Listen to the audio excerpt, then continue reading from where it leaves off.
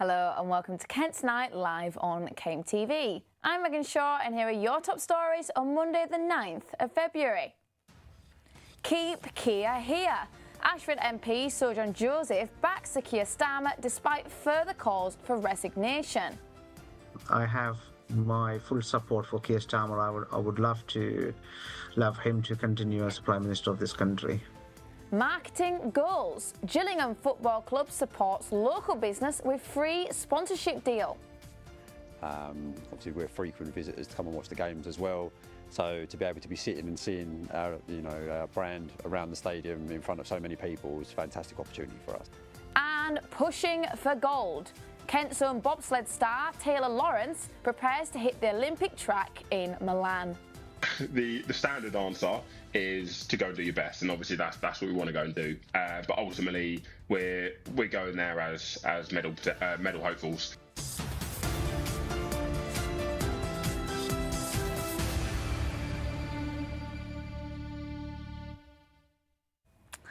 But first, our top story tonight. Cabinet ministers have backed Sir Keir Starmer amid growing tensions in the Labour Party calling for the PM to resign. But what do Kent MPs think? It comes as pressure grows on the PM after Starmer appointed Peter Mandelson as the UK's ambassador to the US, who's now been exposed for his relationship with the convicted child sex offender Jeffrey Epstein. And I've been finding out today. Calls for the resignation of Prime Minister Sir Keir Starmer flooding in. There's one clear question here in Kent. Are Labour MPs backing him or out for sacking him? We approached them all to find out. The only MP that got back to us was Sojourn Joseph, the MP for Ashford. I have my full support for Keir Starmer. I would love him to continue as Prime Minister of this country. Lauren Sullivan confirmed she supported the PM. Lauren Edwards and Tris Osborne were both unable to comment within the time frame, and no other MPs have given comment. This comes as two senior members of Keir's team have resigned over Peter Mandelson, who was appointed as US ambassador in 2024, despite knowledge of his relationship with convicted sex offender Jeffrey Epstein. I haven't had faith in the government for a long time. I feel like this is just what's going to bring everything over the edge, I hope. And I hope we see Keir Starmer resign.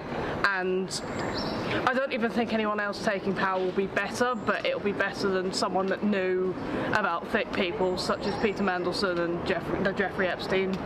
I wasn't very faithful in the current government as it is anyway, so just another notch in its demise, I think. How I feel is like how everyone else feels, and I feel that everyone else is actually just sick of it. I'm not just by myself when I say that there is a majority of people that have had enough. Although Mandelson was sacked in September, recent Epstein files have found he shared confidential information with the paedophile in 2009. Now, Scottish Labour leader Anas Sarwar has joined the rally for Starmer to step down. But so far, no Kent MPs have joined his ranks. Megan Shaw for KMTV. And to speak further about this, I'm joined by KMTV's channel director and journalist Andy Richards. So Andy, you've been following this all day. What's the latest update? All day, how about all year? It's been a huge story.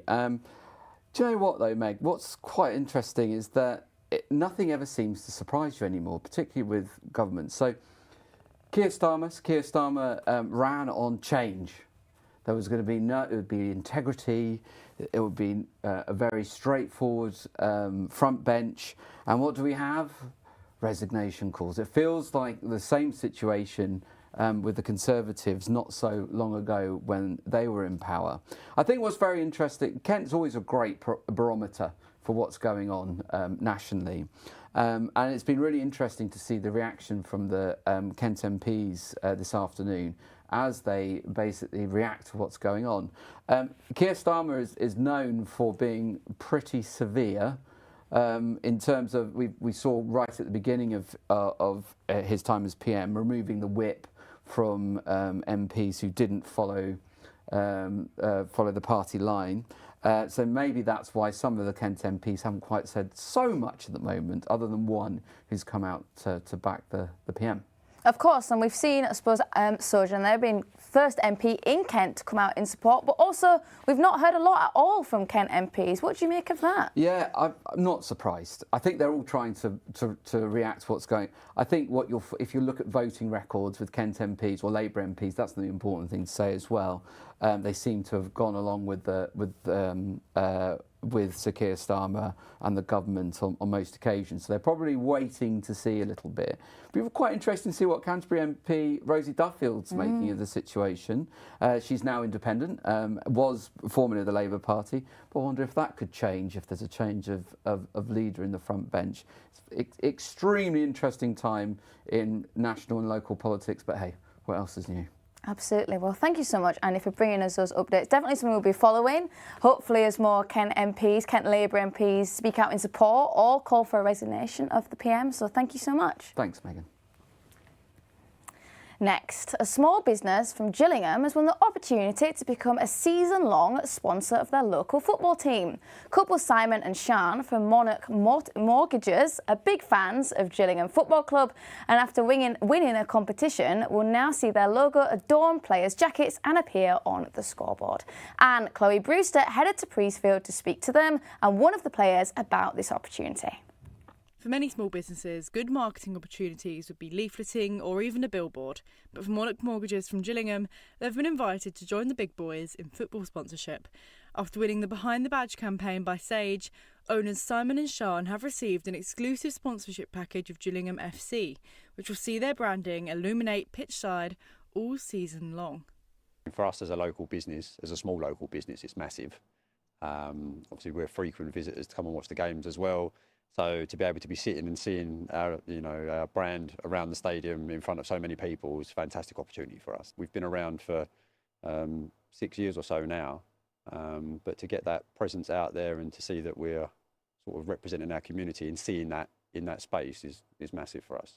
A lot of our business at the moment is word of mouth, but we're hoping by the kind of marketing that we'll get here that will obviously grow it even more, because we are just quite a small family run business that we're literally about 10 minutes from here, so yeah, it'd be great to get the word out. We try and get to as many games as we can, but obviously thanks to Sage we're now be able to do that even more often. We're going to sort of block some weekends out and get down to as many home games as we can. With the stadium nestled right here in the centre of Gillingham, there's not much better marketing you can get, especially as that marketing is totally free. I think it's massive, especially for a club like ourselves, to have the businesses that put their own money in, and it really does help, and we really appreciate it. And it's like a fantastic competition, for Sage and the EFL to put forward, and Monarch Mortgages have obviously have won that competition, and it's fantastic for them, and they get their sponsorship around the LED boards for the rest of the season, and I'm sure we'll be seeing a lot of that on match day. So it's fantastic. I actually live next door to one of the colleagues they work with, so you're seeing them, you're having a personal feel, and it's brilliant to see. The team here tell me the goal of this opportunity is to shine a light on the small businesses at the heart of their football community. Chloe Brewster for KMTV in Gillingham. Next, tributes have been pouring in for a man from Rochester who died after a motorbike accident. An inquest is currently ongoing into the exact details of the crash that happened in early January near Sittingbourne. And to give us more insight, I'm joined by our reporter, Finn McDermott. He's with me in the studio now. So, Finn, tell us, what do we know so far? Well, the inquest into James's death is currently ongoing, so we don't have all the details that we normally might. Currently, we know that it's believed James was riding his Kawasaki motorbike on the M2, I think it was London bound, where he left the services to join the carriageway. He tried to overtake a vehicle and the back end of his bike believes to have went out, causing him to become unseated. That's according to the coroner. That's a quote there. Now, at the current stage of the inquest, we also know that he impacted with another vehicle that was in another lane. The cause of death, is currently listed as multiple injuries pending a toxicology report. The full inquest has been adjourned until August the 11th, so it'll be a while till we find out specific details. I see, and I'm sure we'll be following this as more information comes out. But you also mentioned there have been tributes. Yes, plenty of tributes pouring in for James. His family have thanked those who came forward to share their fond memories of the 29-year-old man following his death, which was near Sittingbourne. His mother, Sally, wrote, "James was a deeply loved son, brother, father, partner and friend, taken from us all too soon. He lived with compassion and generosity, always ready to help others without hesitation." His girlfriend, Emma Keast, said James loved caring for people and making them feel special. I see. And obviously, we've heard from family and friends there, but there've also been a statement from the police. Is that right? Yes, a police spokesperson said that officers attended alongside paramedics who treated the motorcyclist for serious injuries. He was declared deceased at the scene. So that's all we've really heard so far about James's story. And like I mentioned, those tributes coming in, and the specific details won't be known until August 11th when the full inquest continues. I see. Well, thank you so much, Finn, for bringing us those updates, and definitely something we'll be watching closely as more comes about. Thank you. Well, that's all that we've got time for in this part of the show, but stick around because we've got plenty more on in just a few minutes. We'll have a bulletin and all the latest sports news with our Invicta presenter, Finn McDermott, and also we spoke with a spokesperson for a mental health charity in light of Children's Mental Health National Week, as well as speaking to Kent's own Winter Olympian. All that and more after the break.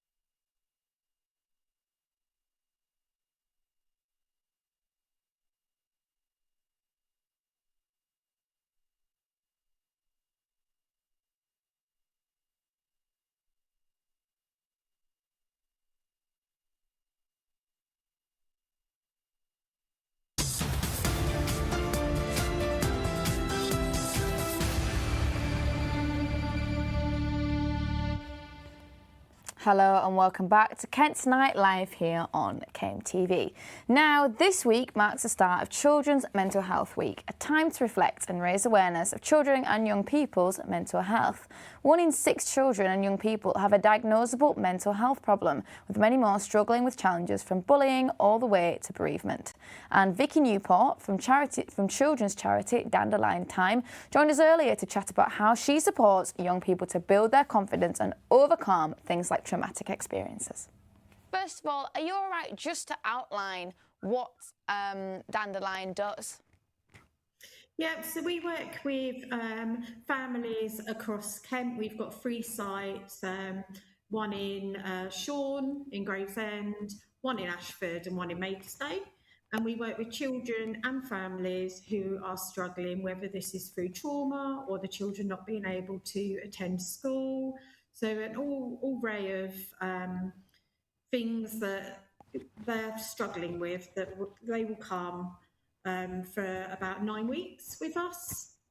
And of course, sometimes when people mention they're feeling a bit under the weather, a lot of advice is to perhaps get outside, whether that's to go on a walk or, I don't know, perhaps to swim in the sea. Is there a connection then between mental health and the outdoors?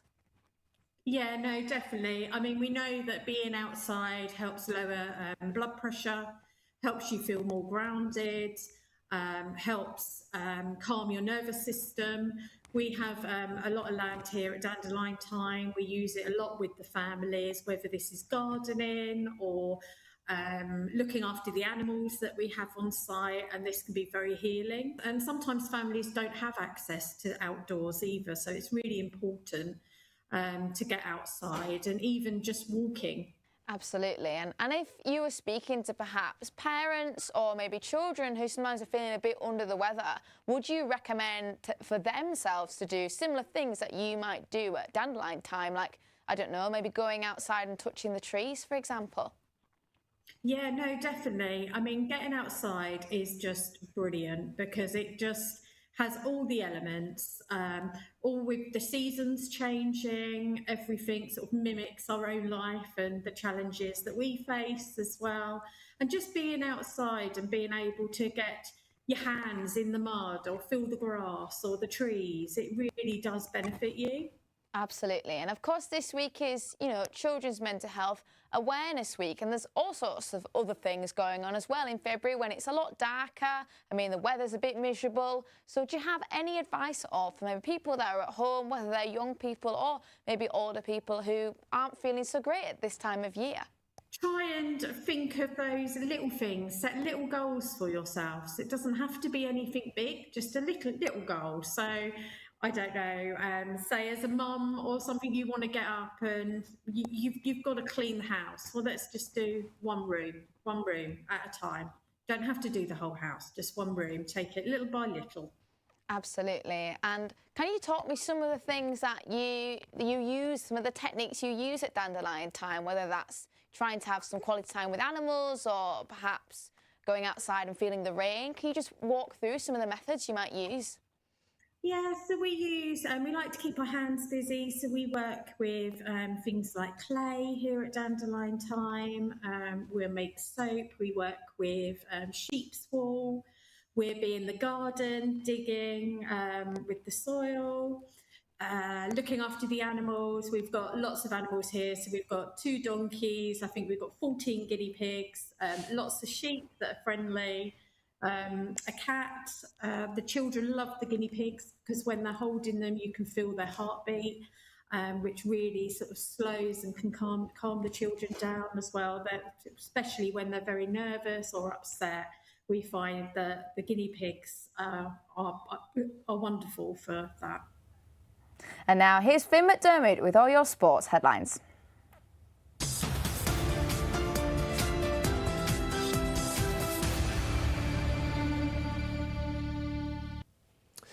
Here's a roundup of your sports headlines. And Gillingham's new signing, Ronan Hale, has dedicated his weekend double to his grandfather, who passed earlier this week.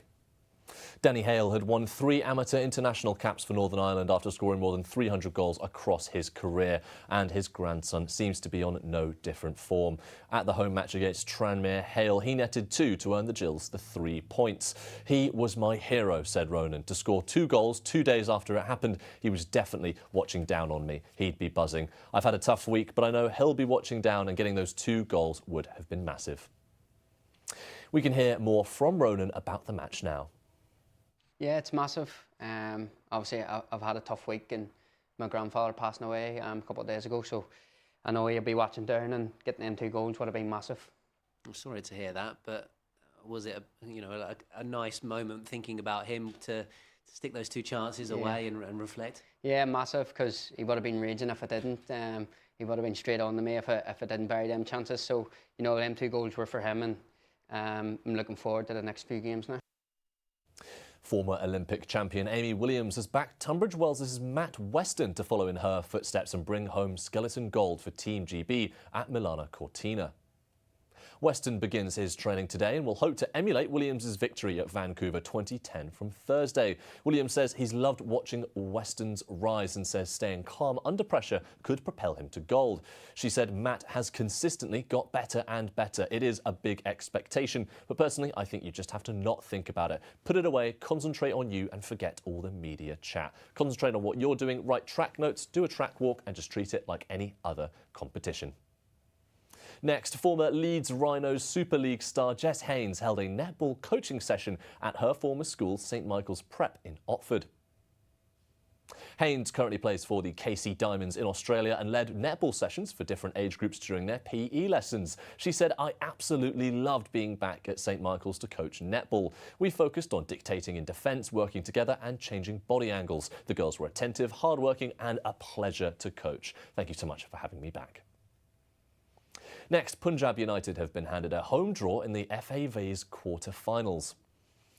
They will host Wessex League Downton, who sit 11th in their league table. Downton beat Linmore Gardens 3-0 in the 5th round, with player, coach, former Portsmouth and Bournemouth striker Brett Pittman among their scorers. They beat Fisher 2-0 in the last 16 on Saturday. Their previous best run in the Vase was reaching the 2nd round in the 2024-25 season. Ties are due to be played on Saturday, February 28th, with winning teams earning more than £4,000 in prize money and losing teams collecting more than £1,000. Next, former Kent cricket captain David Fulton urges the current skipper, Daniel Bell-Drummond, to enjoy a well-deserved testimonial year. Fulton will help Bell-Drummond kick off his year by celebrating a panel of past captains plus the current man in charge at a launch lunch next week. Bell-Drummond made his Kent first-class debut 15 years ago, and Fulton is pleased to see that service recognised. It's thoroughly well-deserved in Daniel's case. He's been a fantastic servant at Kent for a long time. That's all for your sports news. See you soon.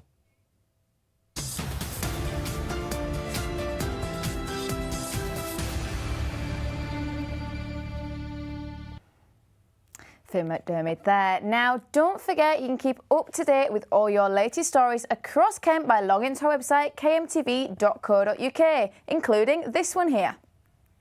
Scary, isn't it? It's very scary.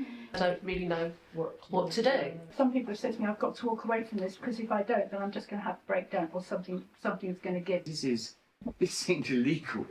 It was part public meeting, part group therapy session for those living here at Ingress Park, as dozens crammed into this tiny room to find out how they could fight back against their estate management company, with residents saying they're paying hundreds of pounds a month and getting very little in return. The service is just so substandard. The communication and transparency is just so bad. When I moved here, which is about 10 years ago, it was something like 120, 130 a month. I think now it's over 300 plus. People can't sell their apartment blocks anymore simply because of the first part and the service charges. There's already several blocks here at Ingress Park ready to give First Port their notice, but organisers of the meeting hope those will simply be the first of many. Ingress Park is taking back control. We are going to bring this site together, and our blocks are going to be taking control of their finances, and we want the service charges down, and we want the level of workmanship up. The right to manage mechanism for getting rid of estate management companies is just for those living in blocks of flats, rather than the wider communal areas. But even the owner of Ingress Abbey says that the management of those spaces isn't where it should be. We're fine with paying reasonable charges as long as we get workmanship, support, communication commensurate with that. And the workmanship isn't great. The communication is tricky, lots of buck passing and, not my department. And everything is laboriously slow to resolve. A spokesperson for the property management company says that their priority is to keep communal areas at Ingress Park safe and well maintained, stating that the service charge is calculated to carry out the works required over the year ahead and are influenced by the specific requirements of each building. But for those now looking to force the company out, it's a time for action rather than words. Ollie Leader in Greenhithe. And you can find all his report and all our other ones at our website, which is kmtv.co.uk, of course. Well, that's all we have time for in this part of the show, but make sure to stick around as we've got much more coming your way. We'll return to our top story, where we've been asking if Kent's Labour MPs have lost confidence or not in Sir Keir Starmer in the wake of the Mandelson debacle. As well, we'll be learning about the incredible stories from a team of security guards in Chatham and all they've seen over the years. All that and more after the break. We'll see you soon.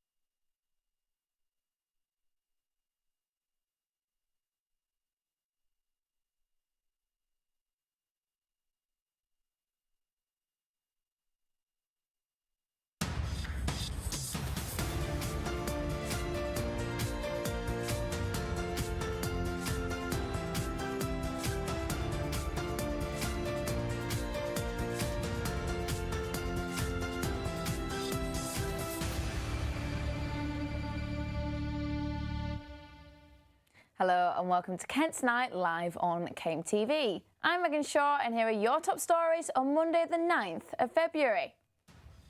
Keep Kia here. Ashford MP Sojourn Joseph backs Sir Keir Starmer despite further calls for resignation. I have my full support for Keir Starmer. I would love him to continue as Prime Minister of this country. Marketing goals. Gillingham Football Club supports local business with free sponsorship deal. Obviously, we're frequent visitors to come and watch the games as well. So to be able to be sitting and seeing our brand around the stadium in front of so many people is a fantastic opportunity for us. And pushing for gold. Kent's own bobsled star Taylor Lawrence prepares to hit the Olympic track in Milan. The standard answer is to go do your best, and obviously that's what we want to go and do. But ultimately, we're going there as medal hopefuls.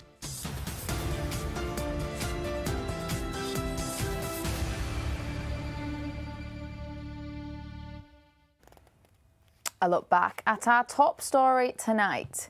Cabinet ministers have backed Sir Keir Starmer amid growing tensions in the Labour Party, calling for the PM to resign. But what do Kent's MPs think? It comes as pressure grows on the Prime Minister after Starmer appointed Peter Mandelson as the UK's ambassador to the US, who's now been exposed for his relationship with the convicted child sex offender Jeffrey Epstein. And I've been finding out more. Calls for the resignation of Prime Minister Sir Keir Starmer flooding in. There's one clear question here in Kent. Are Labour MPs backing him or out for sacking him? We approached them all to find out. The only MP that got back to us was Sojourn Joseph, the MP for Ashford. I have my full support for Keir Starmer. I would love him to continue as Prime Minister of this country. Lauren Sullivan confirmed she supported the PM. Lauren Edwards and Tris Osborne were both unable to comment within the time frame, and no other MPs have given comment. This comes as two senior members of Keir's team have resigned over Peter Mandelson, who was appointed as US ambassador in 2024, despite knowledge of his relationship with convicted sex offender Jeffrey Epstein. I haven't had faith in the government for a long time. I feel like this is just what's going to bring everything over the edge. I hope we see Keir Starmer resign, and I don't even think anyone else taking power will be better, but it'll be better than someone that knew about thick people such as Peter Mandelson and Jeffrey Epstein. I wasn't very faithful in the current government as it is anyway, so just another notch in its demise, I think. How I feel is like how everyone else feels, and I feel like everyone else is actually just sick of it. I'm not just by myself when I say that there is a majority of people that have had enough. Although Mandelson was sacked in September, recent Epstein files have found he shared confidential information with the paedophile in 2009. Now, Scottish Labour leader Anas Sarwar has joined the rally for Starmer to step down. But so far, no Kent MPs have joined his ranks. Megan Shaw for KMTV. Next, homeowners in parts of Faversham say they feel stuck in the dark ages after being left out of neighbourhood broadband improvements. Despite nearby streets receiving full fibre connection, several families are without connection after a lack of upgrade on their roads by Openreach. The issue covers Stonebridge Way or nearby Beach Close to Arthur Salmon Close. And one resident, Harry Musto Playfair, works from home for his small business and says the Wi-Fi is holding him back. It was absolutely shocking. I hadn't quite realised that the whole of the rest of Faversham, apart from one or two other isolated pockets, have been upgraded to full fibre.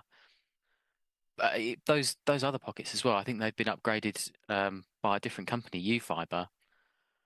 And it was really heartbreaking. We love our house, we love our home, but being stuck with old school internet, I don't know, it's really put us off living here. And I know it might affect the house values and things like that. When someone comes on and they see that we're stuck on old school broadband, it's really disappointing. And I know I've got a group set up now of local residents, and that they're all as equally disappointed as we are.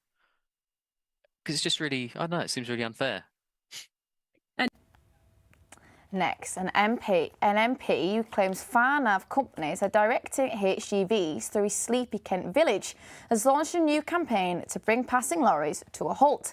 Tunbridge Wells Mike Martin announced a petition last year after receiving a flurry of complaints around large lorries travelling through Goohurst, despite the road being narrow and through small villages.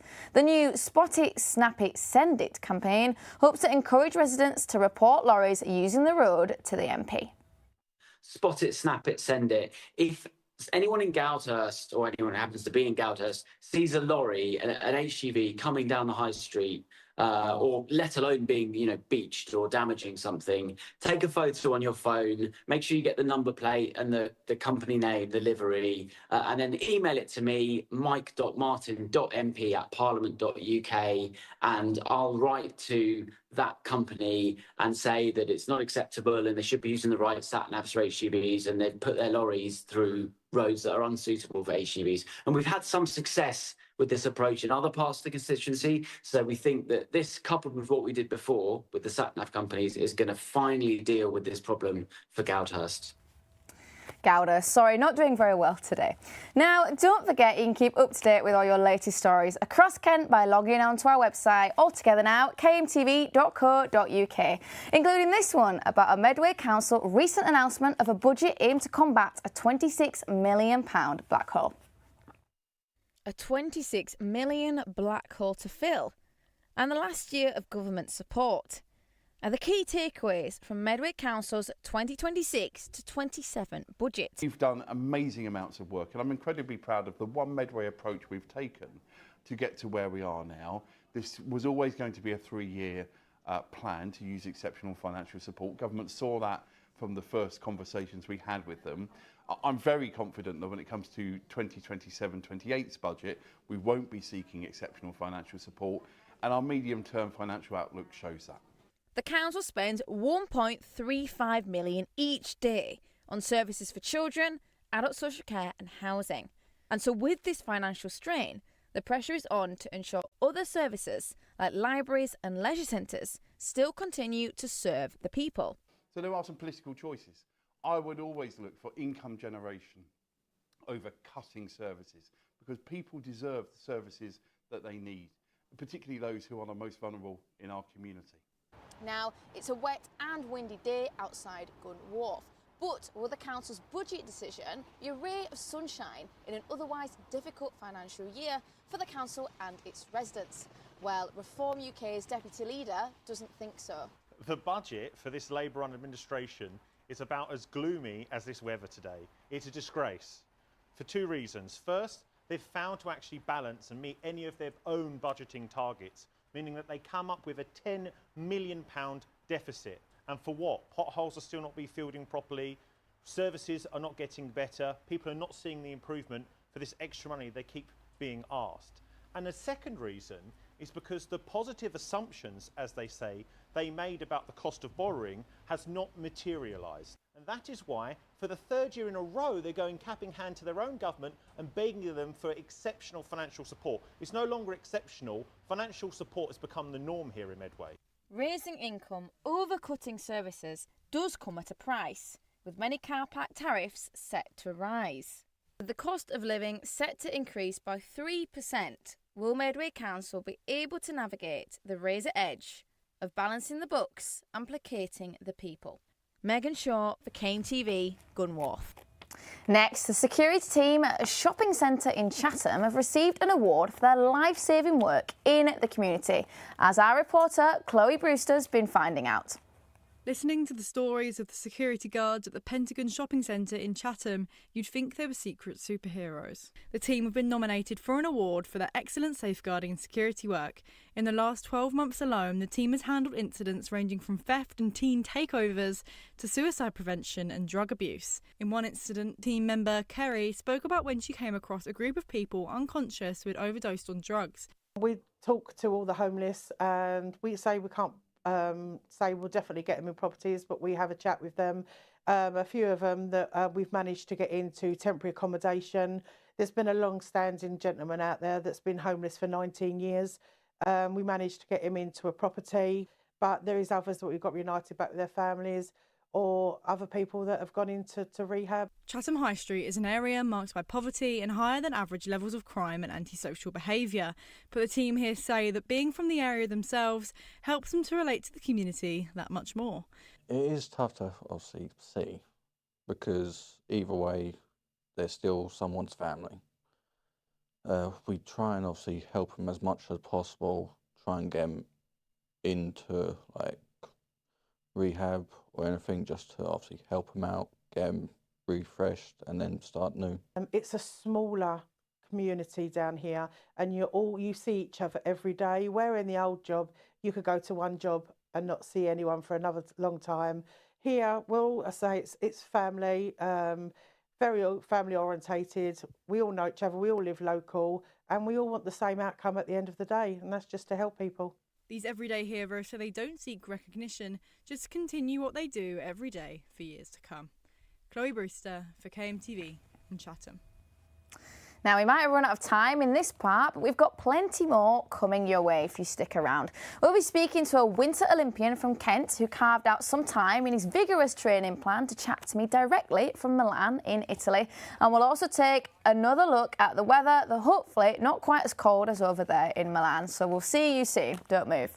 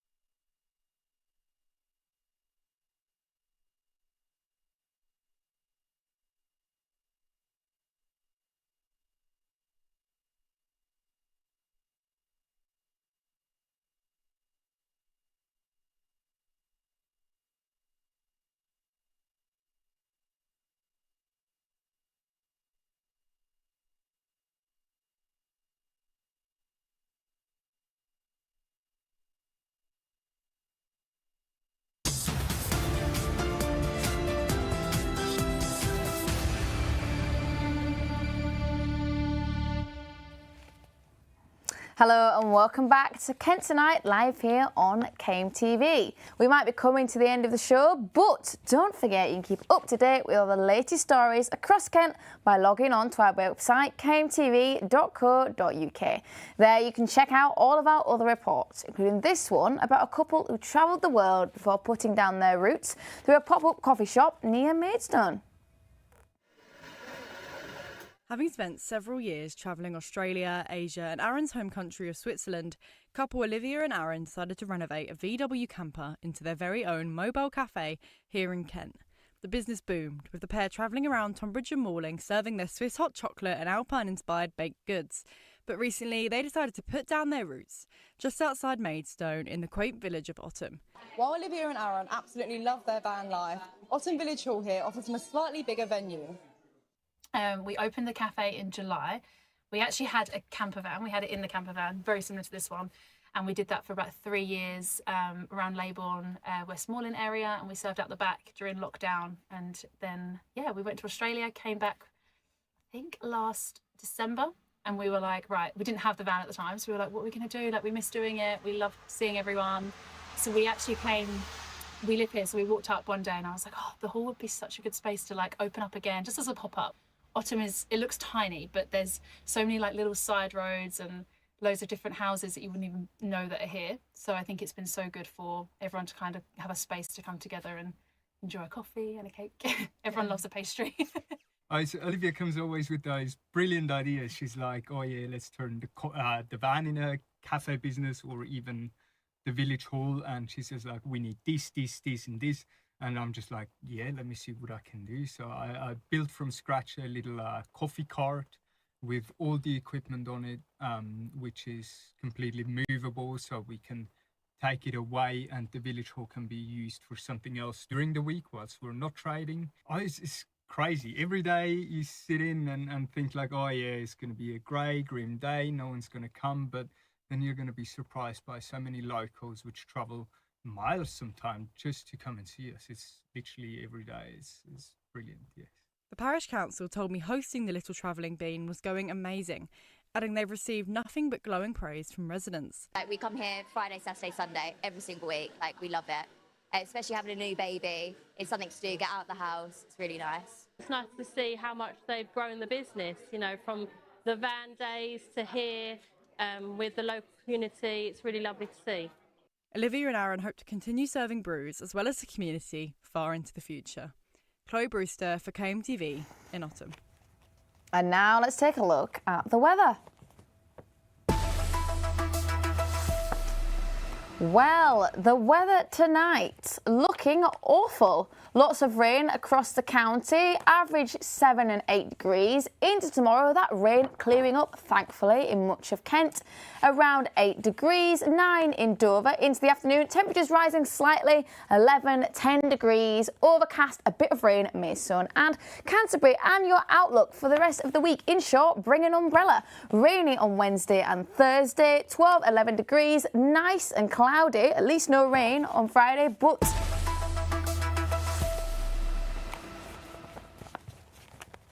now, speaking of poor weather, how do you feel about snow? Are you at home watching the Winter Olympics 2026 all the way from Milan? Well, we went down to Rochester to talk to residents if they're tuning in and if they're aware the Winter Olympics is even happening. And did you know Kent's own Taylor Lawrence is taking part? To be honest, I haven't watched any of the Winter Olympics. Like, I know it's going on, but I haven't watched any of it. Not particularly myself. I know they do bobsleigh and that's really it. Yeah, no, not as much as compared to the Summer Olympics. You know, I'm not excited for an event in particular or anything, but I usually watch it. But when it comes to Winter Olympics, you don't actually hear about it as you should. But I don't know, man. Maybe it's because of the sports. I would say you would need more because most people think about just the normal Olympics. Most people don't really look to the Winter Olympics. Like, I didn't even know it was currently going on. No, I don't think there is enough awareness. Strange, but there isn't. For women's sport especially, I feel like we need more traction around that because it isn't something that's spoken about basically at all. I think it's getting better, but I think there is much more focus. The men seem to get better time slots on the TV than the women. No, I didn't know there is an athlete from Kent competing in the Winter Olympics. That's news. That should have been big news, you know. Big up Taylor Lawrence, and this is what we need. We need more people in Kent putting Kent on the map, because I feel like you said, it does go unnoticed, and so does Kent. And Ken and Milan might be far, but earlier today I spoke with Taylor Lawrence. He's going to compete in the Winter Olympics for Team GB in the bobsleigh. So Taylor, first of all, thank you so much for joining us. So can you just tell us, how does it feel to be competing in the Winter Olympics? Yeah, you're more than welcome. Yeah, I mean, competing in the Olympics is the pinnacle of any sportsman's career. It's what everyone dreams of. You spend years and years working, training, sacrificing, and when you finally get to that point to be able to stand on the start line and compete for your country, it's a great feeling. For myself, coming from a military background as well, being able to represent both the service and GB on the world stage is something that I absolutely relish and I love. And you touched on your background there. I wonder if you could tell us a bit more about how you got into bobsleigh, which is what you're competing in. A lot of people, I feel, maybe started their sports when they were children, but for you, it was a little bit different. So can you tell us about that? Yeah, so bobsleigh is a bit of a transfer sport. People in the UK anyway don't tend to want to go and be a bobsleigh athlete. So I came from kind of football, rugby background. So I've always been a very keen sportsman. And then it wasn't until I joined the military that I got the opportunity to give bobsleigh a go. Within the military and the Marines, you get exposed to sports you wouldn't tend to normally do. And yeah, got the opportunity to try bobsleigh. One of the guys that got me into it was, I played rugby with him. Saw that I was quite big and quite quick. He said, do you want to come and give this a go? And I jumped at the opportunity, and here I am kind of 6 years later, absolutely loving it. So yeah, everyone tends to come from a different sport, whether it's track and field, team sports. But yeah, that's sort of how I found my way into it. And I'm glad I did, because I'm having some of the best times, the best experiences doing this sport.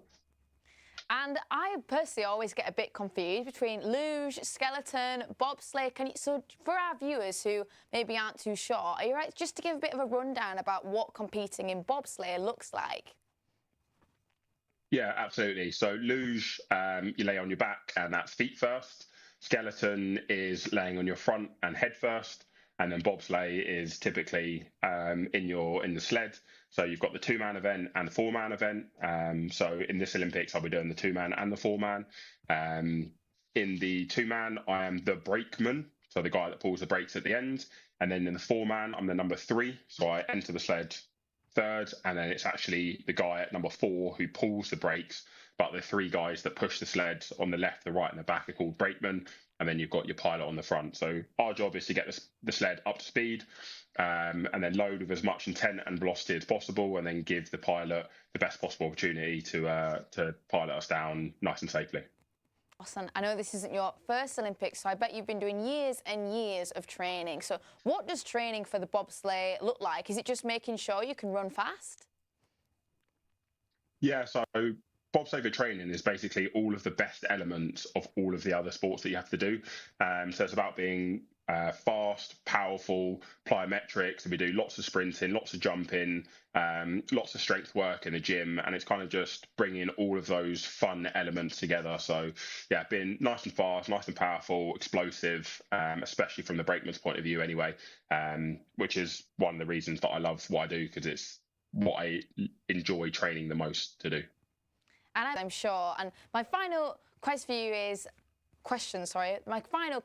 you is, I know you've won a couple medals across world champions in the past few years, but what is the goal for the Winter Olympics in Milan?